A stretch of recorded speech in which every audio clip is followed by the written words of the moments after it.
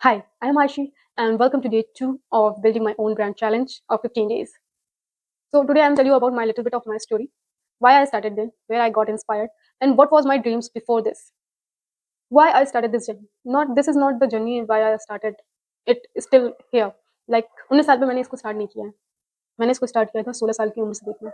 At the age of 16, I started to thinking about to become an entrepreneur, not because of the financial disturbance, not because of anything like कि ये नहीं हो रहा है, वो नहीं हो रहा है मेरे साथ, मुझे कुछ बड़ा करना है, नहीं।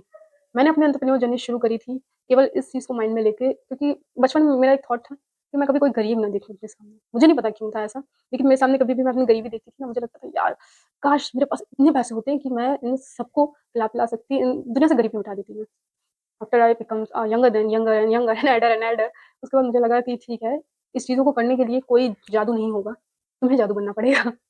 तो मैंने अपनी एंटरप्रेन्योर जर्नी 16 साल की उम्र से स्टार्ट करी थी। 16 साल मतलब एक हाई स्कूल का बच्चा। इंडियन मिडिल क्लास फैमिली में हाई स्कूल और 12th के बोर्ड्स जो है बहुत इंपॉर्टेंट होते हैं सबके लिए। सबको लगता है कि भाई इसमें तो नंबर ग्रेड ही कर लो वरना तो तुम्हारी लाइफ जो है स्पॉइल है। भाई मिडिल क्लास फैमिली में सोच हमेशा वैसी ही रहेगी। तुम अगर एक शिखर के पीक पे भी पहुँच जाओ ना, अपने टैलेंट से, अपने सब कुछ से, तब भी उनकी सोच वही रहती है, ये सोच नहीं बदल सकते हो आप उनकी। बट मैंने 16 साल की उम्र से ये सपना देखना शुरू किया था कि मैं एंटरप्रेन्योर बनूँगी, पैसे कमाऊँगी और लोगों की गरीबी मिटाऊँगी। ये सपना तो मेरा स्टार्टिंग से था और इन फ्यूचर अगर मैं कमाती हूँ कभी इतना, तो मैं रतन टाटा बनना चाहूँगी अपनी लाइफ की। मैंने रतन टाटा जी को बहुत देखा हुआ है। उनको मैंने बहुत सुना है कि कैसे उन्होंने लोगों की हेल्प करी है, कैसे उन्होंने चैरिटी करी है, सब कुछ किया है। उनके बारे में बहुत सी चीज़ें मैंने सुनी हुई हैं, मैंने देखी हुई हैं। हालाँकि मैं बहुत छोटी थी जब वो बिज़नेस में थे और अभी कुछ सालों पहले शायद कुछ साल हो चुके हैं कि साल हुए भी नहीं हैं, मुझे याद नहीं, उनका देहांत हो चुका है। तो God pray for him. So I started the journey at 16। 16 में मेरे पास आइडियाज़ थे कि मैं किस चीज़ पे अपना बिज़नेस बिल्ड कर सकती हूँ। तो हाई स्कूल का बच्चा, मिडिल क्लास फैमिली कभी आगे बढ़ने नहीं दिया मुझे, कहा हमेशा पढ़ो, पढ़ो, पढ़ो, पढ़ो वरना नंबर कम आ जाएँगे तो लोग क्या ही कहेंगे तुम्हें। मैंने कहा ठीक है पढ़ लेते हैं। फिर मैं 12th में पहुँची, 12th में भी यही कहा गया पढ़ लो, पढ़ लो, पढ़ लो। लेकिन मैंने एक चीज़ बहुत अच्छी करी थी जो मेरे पापा ने मुझे सिखाई थी कि जो भी चीज़ सीखो वो चीज़ लिखो। जो भी चीज़ तुम्हारे दिमाग में है वो रिटन करो। My mom is always says that, my dad is always says जो भी चीज़ तुम्हारे यहाँ पर हो ना वो पेपर पे ज़रूर वर्क कर लेना उसका।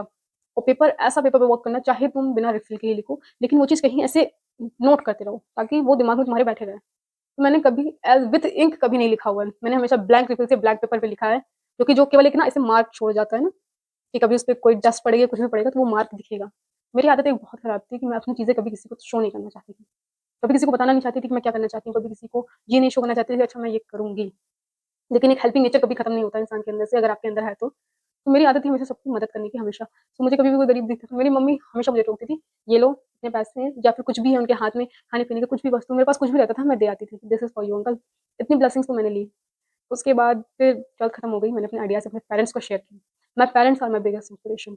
My parents that means I am living in a joint family and my parents are biggest inspiration. मेरे चाचा जी, मेरी माँ, मेरे पिताजी, मेरे बाबा जी जो कि अब नहीं है इस दुनिया में, उन सब ने मुझे बहुत इंस्पायर किया इन सब चीज़ों के लिए।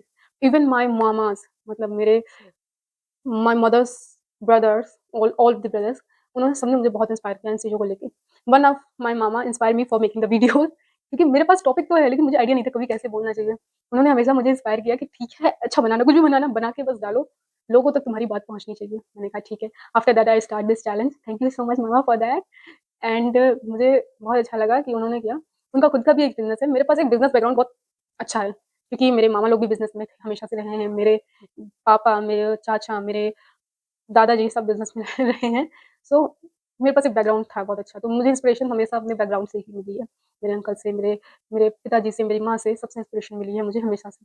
और मेरी बैकबोन जो हमेशा रहे वो मेरे अंकल और मेरी माँ रहे हैं। मेरे पापा का कभी-कभी हो जाता था ऐसे कि अच्छा अभी नहीं है, अभी पढ़ लो थोड़ा। बस मेरे अंकल और मेरी माँ ने हमेशा मुझे सपोर्ट किया है इस चीज़ को लेके, चाचा जी ने और मम्मी ने कि ठीक है, करना है, करते हैं। और मैं अभी जो बिज़नेस आपके साथ शेयर करना चाहती हूँ, वो उन्हीं के इंस्पायर्ड बिज़नेस है। जो कि मैं पैकेजिंग इंडस्ट्री खोलना चाहती हूँ, पल्सेस और राइस में।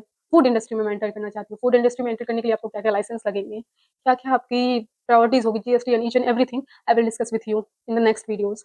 आज लोगोस how to work on your any type of the कोई ऐसे बिज़नेस पे काम कैसे किया जाए, कैसे लोगों तक पहुँचाया जाए उसको, कैसे ऐसे करा जाए कि वो एक स्टेप बन जाए कि एक step by step by step by step 15 दिन में मैं आपको बताऊँगी कि आपको अपने बिज़नेस को कैसे ब्रीफ करना है, क्या लोगोस बनाने हैं, कहाँ से पैकेजिंग मंगवानी है, कैसे अपने पैकेट को पैक करना है, ईच एंड एवरीथिंग।